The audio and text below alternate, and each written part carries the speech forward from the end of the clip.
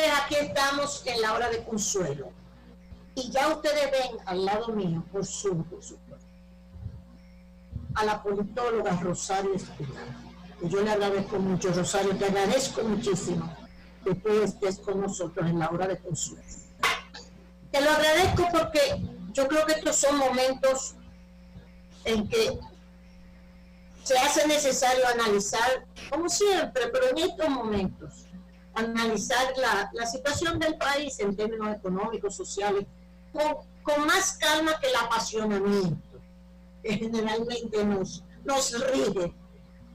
Y yo digo con el apasionamiento que generalmente nos rige porque eso nos obnubila muchas veces para comprender lo que es la realidad. Entonces, en ese sentido, yo quiero felicitarte por ese artículo que tú escribiste, que lo había recomendado, dicho sea de paso, que la gente no leyera, y lo vuelvo a recomendar. El 5 de agosto, en el periódico Hoy, que es donde tú escribes, hiciste este artículo, la anticorrupción, cómo los poderosos reorganizan la corrupción. Oigan esto, la anticorrupción, cómo los poderosos reorganizan la corrupción. Entonces Rosario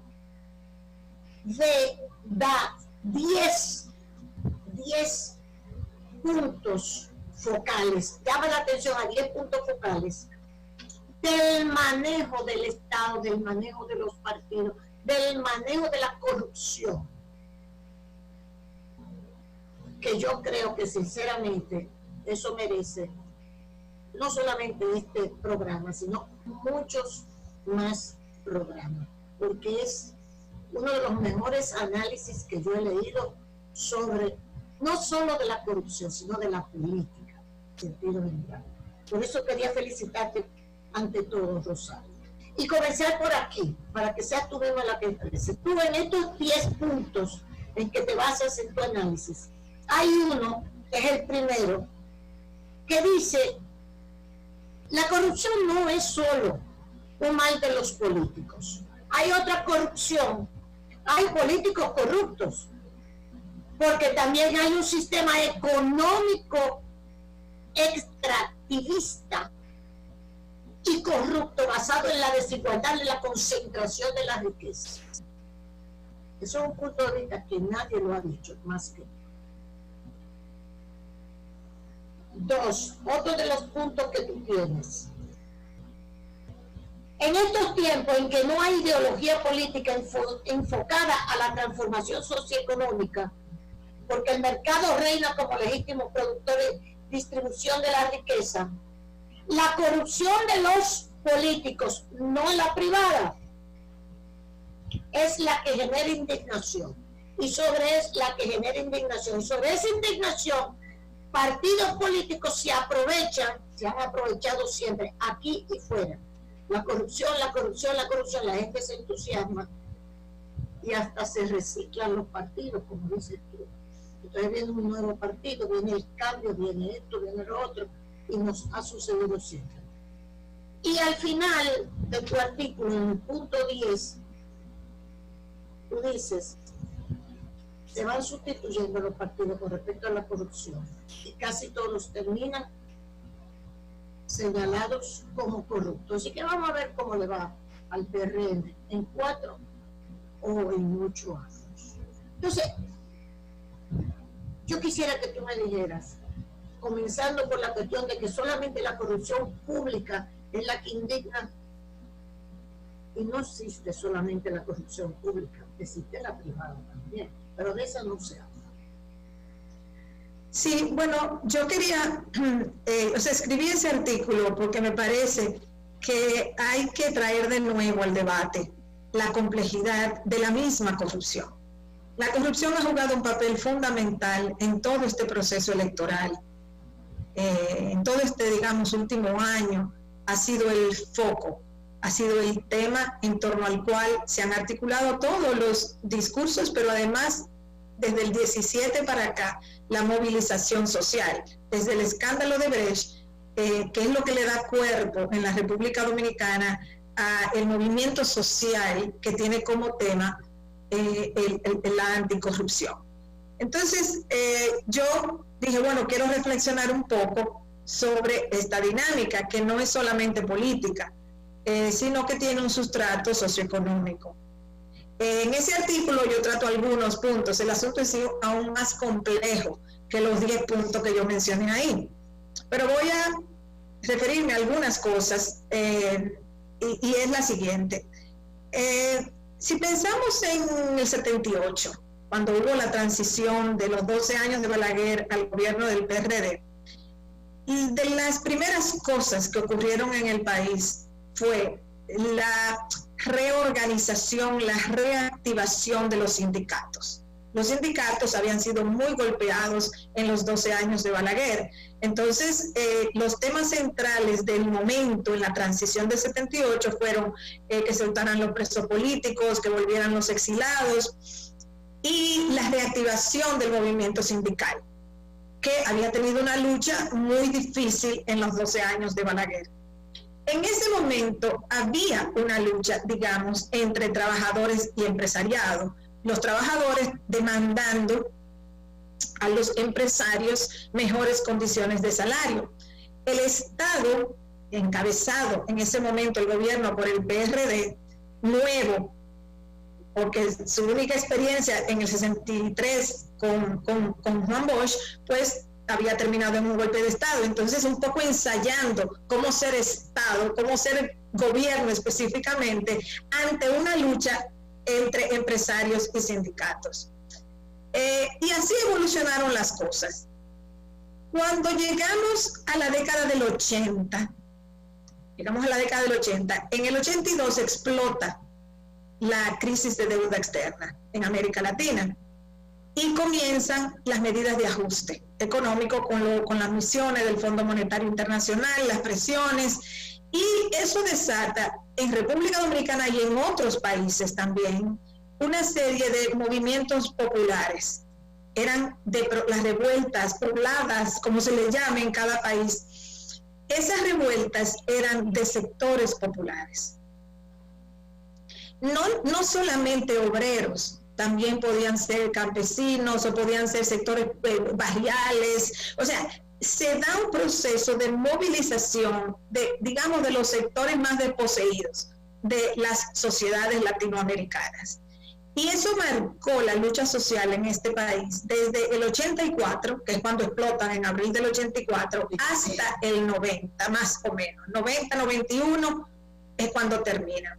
Pero con un sustrato económico, también de inconformidad económica. Claro, porque era devaluación de la moneda, inflación alta, por eso saqueaban negocios, supermercados, colmados y demás, porque eran luchas, digamos, de hambre, hasta cierto punto.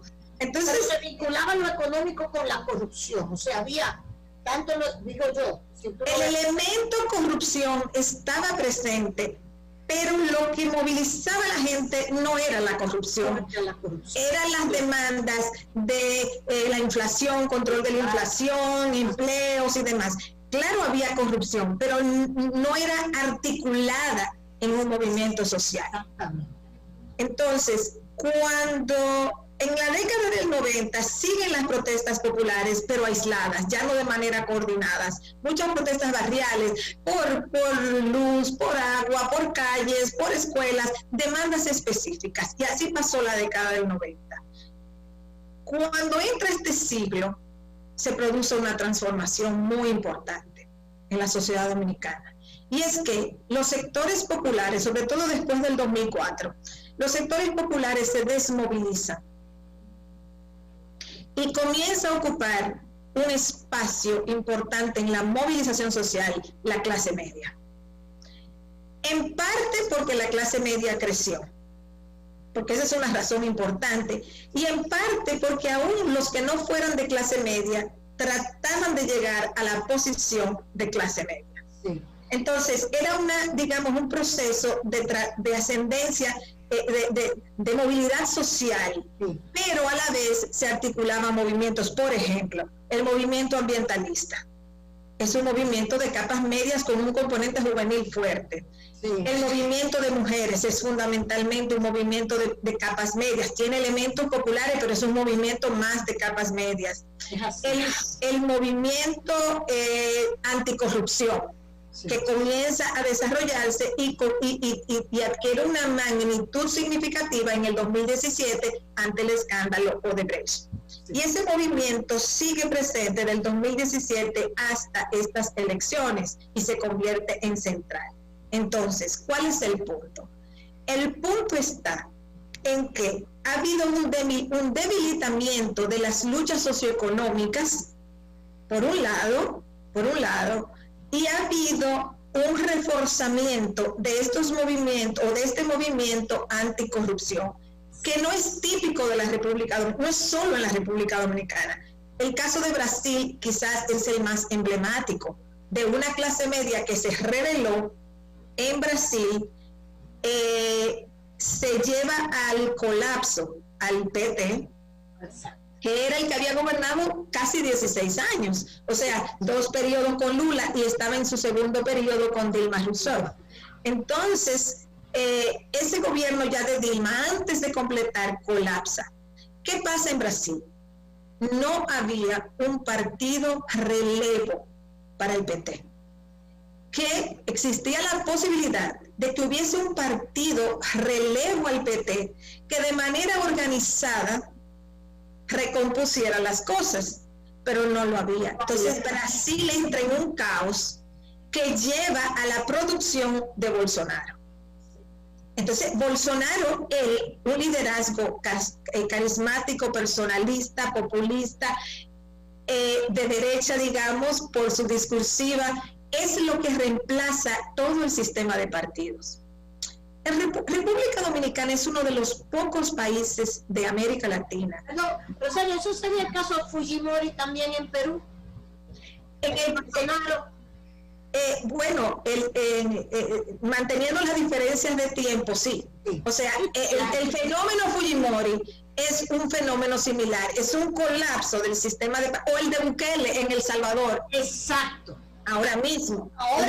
Exacto. En el caso de Salvador, lo que tenemos es un Bukele con un liderazgo carismático, personalista, anticorrupción, que está tratando de mantener su popularidad a través de una serie de medidas que él toma apelando al apoyo del pueblo.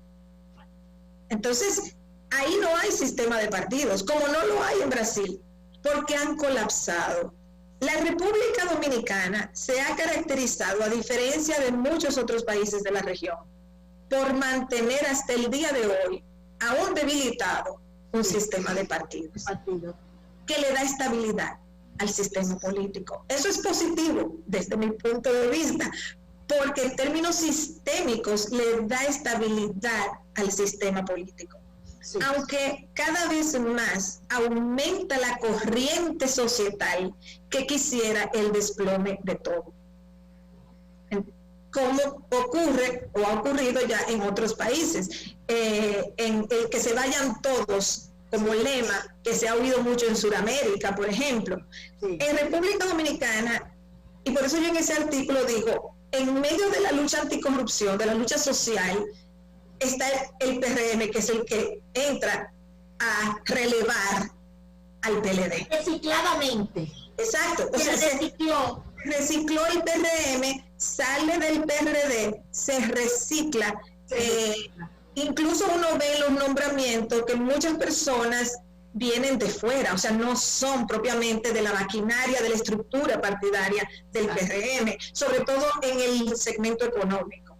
O sea, en las posiciones económicas del gobierno. Habla de la tecnocracia. Han llevado personas que no son propiamente de historial en el PRM. Entonces, aquí se da que existía ese país para reemplazar. Ahora bien, el tema es cómo se resuelve la corrupción. Porque si uno se pone a ver desde el 78, Antonio Guzmán se suicidó bajo acusaciones de corrupción. De su propio partido. De su propio partido. O sea, su propio partido lo acusaba de corrupto, y a su hija, y a su yerno. y a su yerno. O sea, eso fue terrible, porque fue el mismo partido acusando a Antonio Guzmán de corrupto. Bueno, su suicidio no llevó a que se resolviera el problema de la corrupción, porque luego viene el gobierno de Jorge Blanco, luego viene el enjuiciamiento de Jorge Blanco, luego vienen los 10 años de Balaguer con todos sus altos y bajos y problemas de todo tipo que hubo en ese periodo. Digamos que la movilización social por motivos socioeconómicos no hizo de la corrupción el gran tema. Luego viene el gobierno de Leonel Fernández del 96, que tenía el apoyo de Balaguer, pero tenía una cara nueva. Entonces hubo como una tranquilidad, digamos, en la sociedad dominicana. Luego viene Hipólito, que aunque encauzó lo del PN, pero no hizo de la anticorrupción su tema central. O sea, él borrón y cuenta nueva, digamos, y lo mismo hizo el PLD en todos sus gobiernos, básicamente. O sea, cuando Leonel retorna en el 2004, luego lo que hay son cambios dentro del mismo partido. Sí. Entonces, aquí había como un tiempo dilatado en el cual no había una movilización política en torno a la corrupción. Sí. Cuando en otros países ya eso estaba, digamos, operando, ocurriendo. Hasta el suicidio de Alan García. Y bueno, entonces al llegar Odebrecht, el caso de Odebrecht revive en toda la región, el tema de la corrupción y de la necesidad de transparencia. Ahora, como tú dices, en la región, nada más un paréntesis, porque no quiero que pierda tu discurso, tu idea, pero ¿tú crees que los norteamericanos tienen mucho que ver con eso, ese empuje externo para que Odebrecht sea el caso de la corrupción en América Latina? Bueno, porque lo que sucede es que el esquema Odebrecht era desfavorable a Estados Unidos. Porque lo que pasa con Odebrecht es que es un esquema articulado desde el mismo Estado brasileño, es cierto, donde el Estado brasileño le da un apoyo a esta megacompañía para que consiga contratos en otros países, fundamentalmente de la región, pero no solo de la región. Entonces ahí es donde viene el problema de cómo con apoyo estatal y del Banco Brasileño se armó toda esta estructura de grandes obras que se beneficiaba a Brasil o, digamos, grupos empresariales brasileños. Entonces, claro, eso genera problemas con Estados Unidos. Entonces, ahí es donde, digamos, entra ese papel.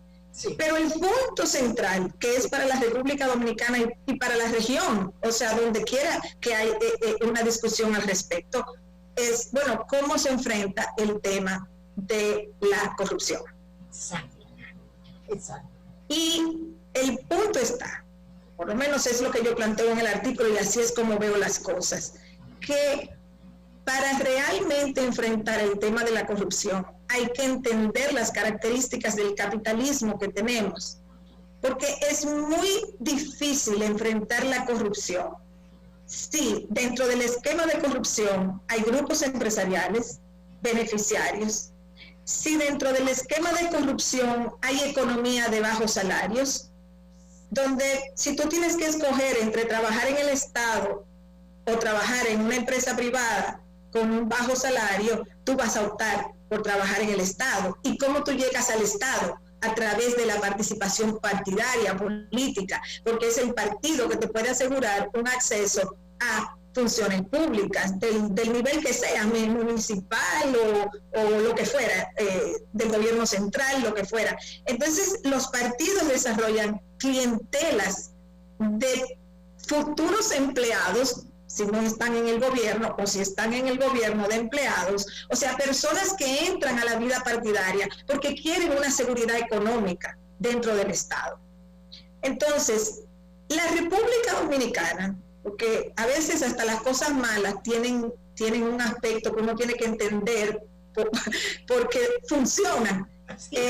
Digamos que la sociedad dominicana, paradójicamente, ese sistema clientelar tan amplio que genera distorsiones, es verdad, pero el sistema clientelar tan amplio ha sido estabilizador para la sociedad dominicana, porque en los sistemas más excluyentes, caso Bolivia, Ecuador, eran sistemas tan excluyentes que fueron desplazados los sistemas políticos, o sea, los sistemas oligárquicos, las oligarquías que gobernaban esos países fueron desplazadas por movimientos sociales indígenas en el caso de esos dos países, porque había que incorporarlos. La República Dominicana, cuando yo digo mucho, yo puedo criticar el clientelismo, lo he criticado muchas veces, pero también como analista política y social, yo tengo que decir cuál es la función que tiene. Bueno, tiene una función de integración. Sí, tiene una función de integración, ¿por qué? Porque no hay tantos trabajos en la economía que absorban esa mano de obra. Esa mano de obra termina en el Estado. Al terminar en el Estado que pudiera costar menos, es verdad, el Estado pudiera costar menos, pero ¿quién emplea a toda esa gente? Y ese tendría un problema social en la calle. Exacto. Por ejemplo, ahora mismo el PRM entra al gobierno. Sí. El PRM llega al poder. Ok, en teoría van a achicar el Estado, lo van a hacer más eficiente, pero más allá de anunciar que si fusionan aquí o que si mueven allí, se le va a acabar el menú de opciones rápidamente, a menos que estén dispuestos a cancelar 250,000 empleados del Estado. Porque para hacerlo eficiente y para que cueste menos, hay que sacar mucha gente. Y el Estado puede seguir funcionando bien. Tú la sacas, no hay problema.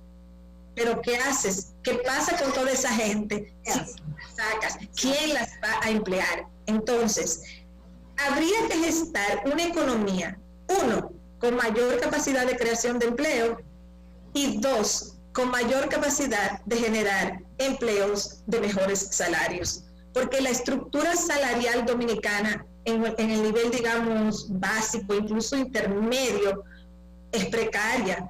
O sea, para el costo, para el nivel, o sea, el costo de vida en la sociedad dominicana, si tú ganas 20,000 pesos al mes, 25,000 pesos al mes, 30 ya es un buen salario en la República Dominicana, porque a la clase media es que se cree que ese es un salario bajo, pero muchísima gente en este país gana 20, 25, 30,000 pesos.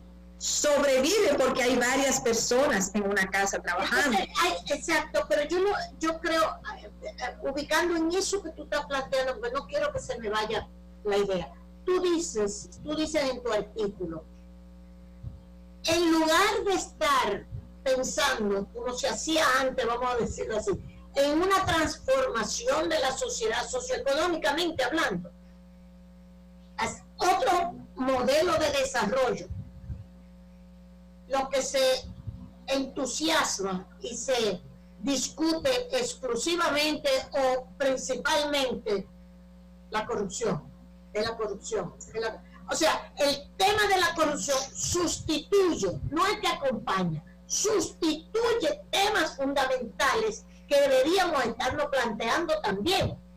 Sí, exacto, y sin los cuales no hay forma de resolver. No hay forma de eliminar la misma corrupción. Exacto, no hay forma de resolverla, porque uno puede quejarse de la corrupción, uno puede soñar, ilusionarse con que la van a resolver, pero tarde o temprano no la van a resolver porque hay un problema estructural que te genera corrupción.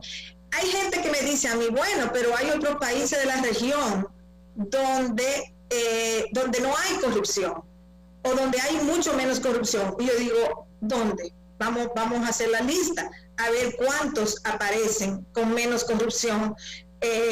Realmente, por ejemplo, uno podría decir, bueno, Costa Rica. Lo que pasa es que el modelo de Costa Rica en los años 40 se hizo un poco más igualitario.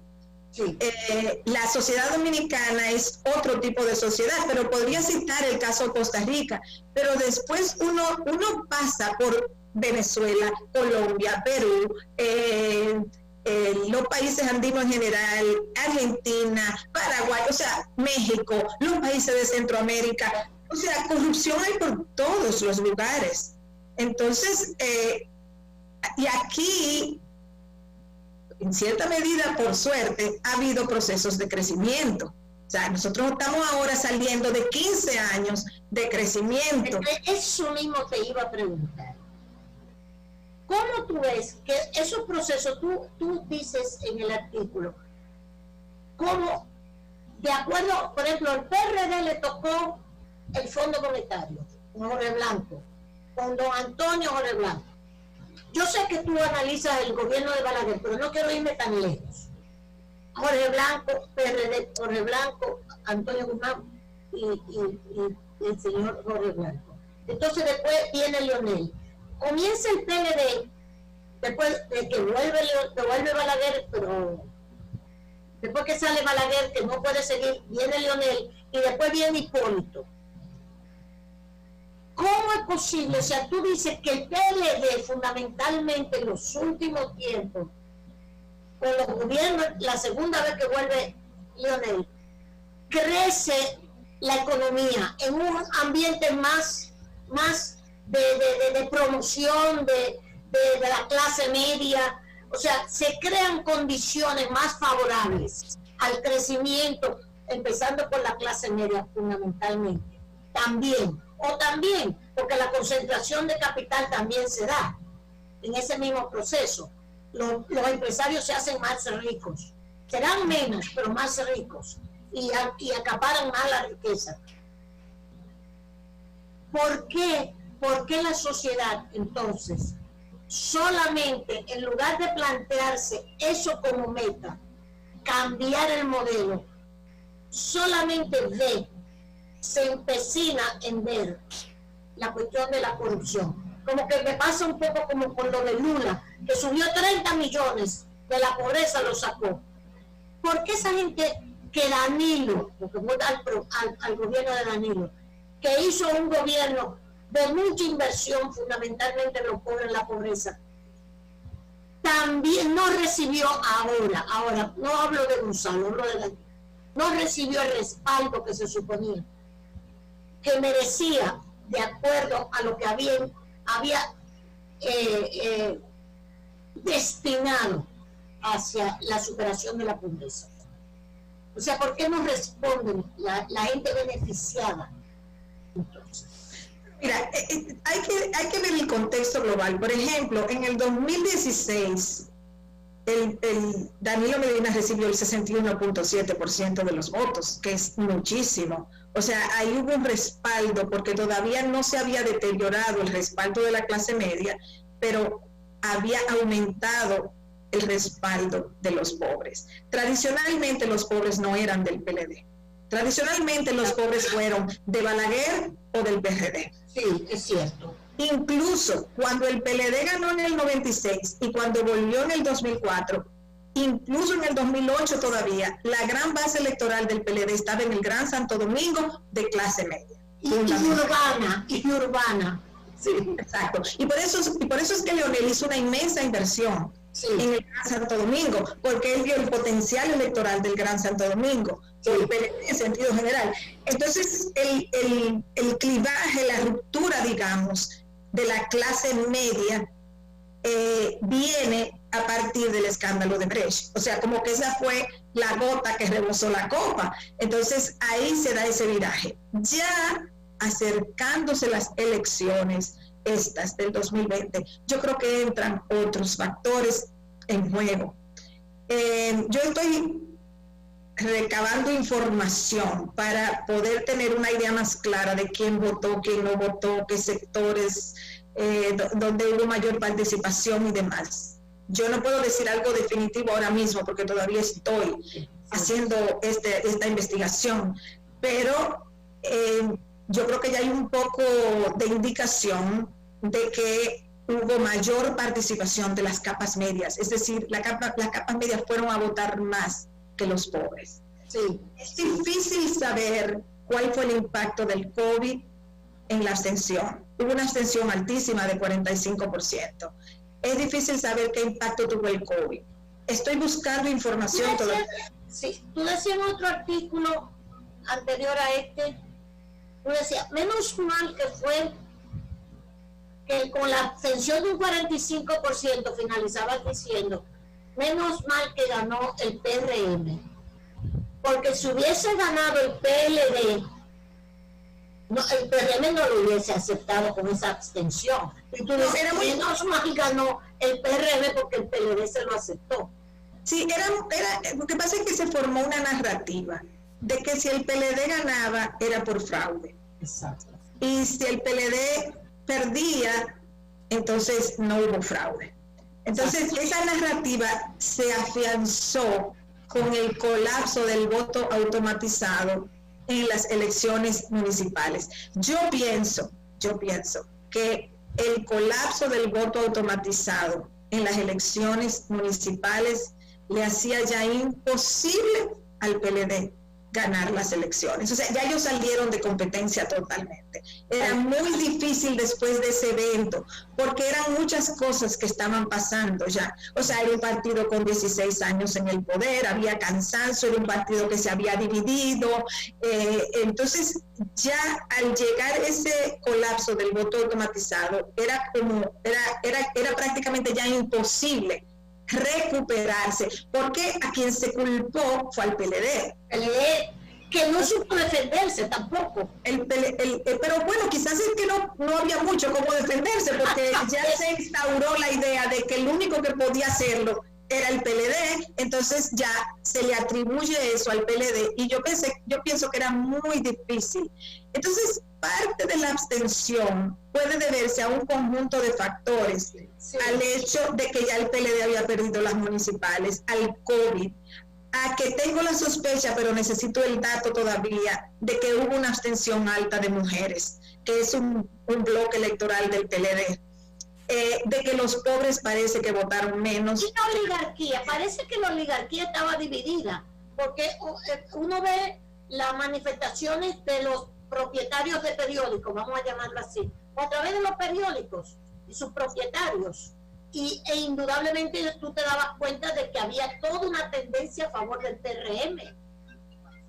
O sea, de la prensa escrita, tú te dabas cuenta de que había toda una intención, o sea, para mí yo decía que había una división de la oligarquía entre el PLD, a favor del PLD, y a favor del PRM a las claras. Yo escribí un artículo también reciente que era el PLD se va, mi explicación, donde yo doy 8 razones que yo creo son las principales de por qué el PLD perdió las elecciones. Y yo planteo ahí, una de ellas indiscutiblemente es que el empresariado se fue dando cuenta, sí, de los cambios que se estaban produciendo y de la tendencia que se estaban produciendo, entonces ellos se realinearon. O sea, el empresariado dominicano ha sido un altísimo beneficiario del PLD. Sí. O sea, 15 años de crecimiento económico en la República Dominicana resultó en altos niveles de ganancias para el sector empresarial, para el tradicional y para el nuevo que surgió, porque aquí surgieron muchos empresarios. No solamente políticos empresarios, también empresarios. Y tú decías en ese artículo, que yo te doy mucho seguimiento, entonces lo que sucede es que viene una nueva conversación, negociación. Bueno, ¿y ahora qué nos va a tocar? ¿Es así? Claro, los empresarios se entienden lo que está ocurriendo, se reposicionan, porque para ellos es fundamental que quien llegue al poder los apoyen. O sea, claro que hay segmentos del empresariado que son más de un partido o más del otro, eso es normal, pero en general, ellos tienden a buscar y aliarse al que va a ganar, porque con ese es que tienen que manejarse. con ese es que tienen que renegociar sus beneficios. Entonces, no es que el empresariado fue negativamente afectado en los gobiernos del PLD, por el contrario, porque todo ese crecimiento económico produjo una ampliación y mayores niveles de enriquecimiento del sector empresarial. Las dos cosas, mayores niveles de enriquecimiento del sector empresarial y ampliación del sector empresarial. Voy a poner un caso rapidito, de gente joven, no empresarios tradicionales. Hay muchas personas jóvenes, por ejemplo en la capital, sobre todo en el Gran Santo Domingo, que producto del crecimiento económico comenzaron a abrir negocios, los llamados food trucks, que venden comida. Eso está lleno de gente joven, muchos restaurantes, o sea, una cantidad de negocios. Tú vas a Santiago, lo que aquella vez fue cuando Balaguer, la Asociación de Desarrollo de Santiago, con los espallanos, tú vas ahora, esos muchachos jóvenes, que uno, fulanito, esa es la Asociación de Desarrollo de Santiago, jóvenes todo. Entonces, es probable que estaban ya en contra del PLD. Sí, pero todo ese sector creció dentro de los gobiernos del PLD.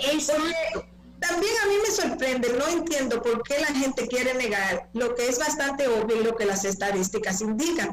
Aquí hubo un crecimiento de la clase media. El que no lo crea no se está dando cuenta de todo lo que ha pasado. Esa clase media tenía esa actitud.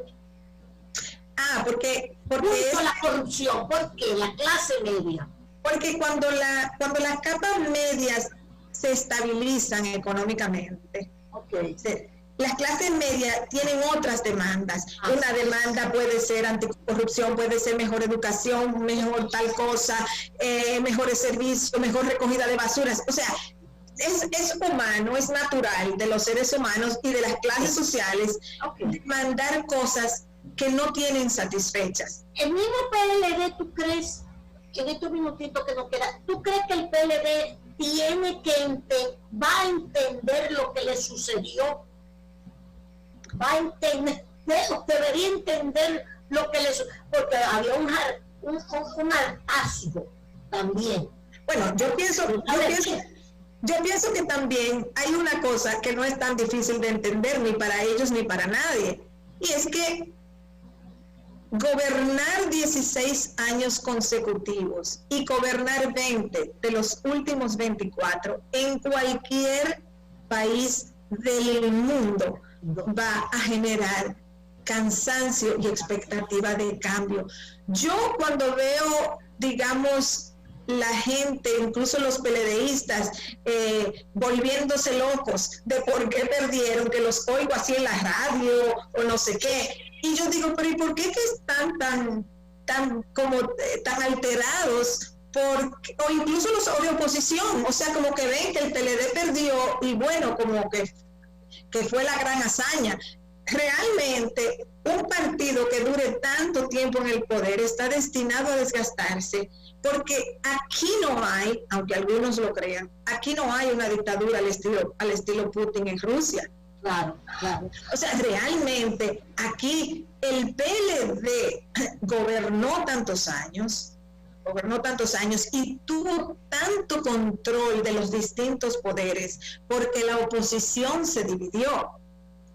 Al dividirse, ellos quedaron siendo reyes del sistema partidario y político dominicano. Y eso combinado con una economía en crecimiento, porque el PLD ha tenido la suerte. Ha tenido la suerte, porque yo digo que será la suerte combinado también con capacidad de manejo, pero ha tenido la suerte, porque incluso se va ahora mismo en uno de los peores momentos. Y mira cómo va a salir. Con la puerta de atrás huyendo. En uno de los peores momentos de la economía, manejar la economía de la economía mundial. Exacto, de la economía mundial, con unos efectos tremendos. O sea, irse del poder en este momento es un beneficio en vez de un perjuicio. Porque gobernar en este momento es sumamente difícil. Entonces, es un caramelo envenenado.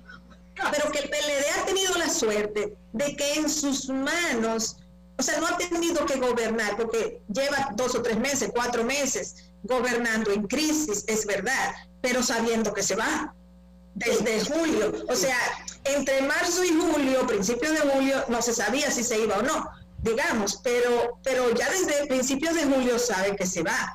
Entonces, el administrar una crisis es difícil. Entonces, ellos han tenido la suerte de que siempre han gobernado en periodo de prosperidad económica.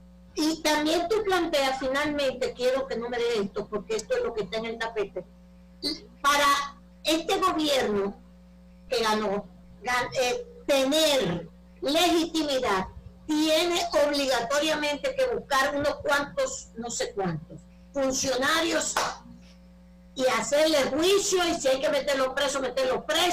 O sea, tú dices, tiene que complacer, ¿verdad?, lo que fue el leitmotiv de que se votara por ello, la corrupción.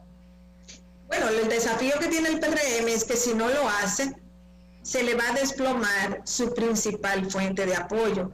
Exacto. Entonces, tiene ese reto. Tiene el reto de cómo, por lo menos, de cómo tener varios expedientes sobre los cuales va a intervenir, porque si no, la demanda de quienes sirvieron de fuerza social para llevar el PRM al poder, ese apoyo se le va a disipar. Además, porque el PRM va a gobernar en un momento en donde no tiene mucha discreción de fondos. O sea, va a gobernar en un momento de muchas limitaciones económicas. Ellos van a tener que recurrir a un gran endeudamiento, pero como quiera. O sea, el hecho de que hay cantidad de gente que los negocios no le van a volver a abrir más nunca. O sea, aquí hay muchos negocios que no van a abrir por ahora. Gente que no va a aguantar, aquí no se ha visto, déjame decirlo de otra manera, aquí no se ha visto todavía la magnitud del efecto económico de la crisis que hay, de la crisis de salud, de un virus que anda por su cuenta todavía, que no hay forma de controlarlo todavía, que nadie sabe cuándo lo va a poder controlar, y de que el efecto económico de esa crisis del virus no se detiene, porque es distinto cuando hay una crisis económica, se diagnostica, bueno, una crisis financiera, quiebra de bancos, bueno, ya ocurrió, tú calculas cuánto es la pérdida, qué hago con las pérdidas, y vamos a hacer ABCD. Tú no puedes hacer eso ahora mismo, porque tú no sabes cuánto va a durar esta pandemia. Y no se sabe todavía cuánto es el daño económico que va a dejar esta pandemia. Entonces, es dificilísimo gobernar en este momento. Rosario Espinal, gracias por esos aportes que tú haces a la sociedad dominicana. Muchísimas gracias. Y a nosotros, ¿eh? Gracias, Rosario.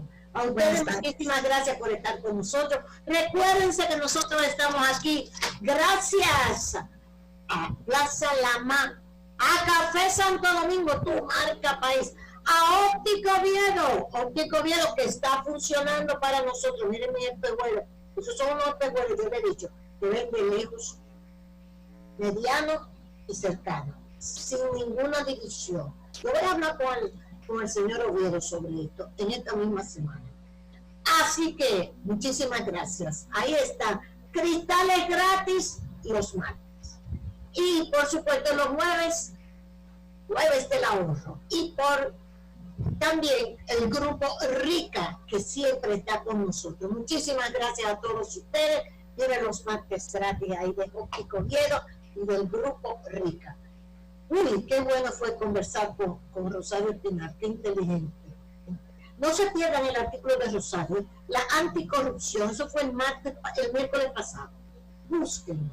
La anticorrupción, cómo los poderosos reorganizan la corrupción pública y privada también, que existe, pero esa no la politizan. Gracias.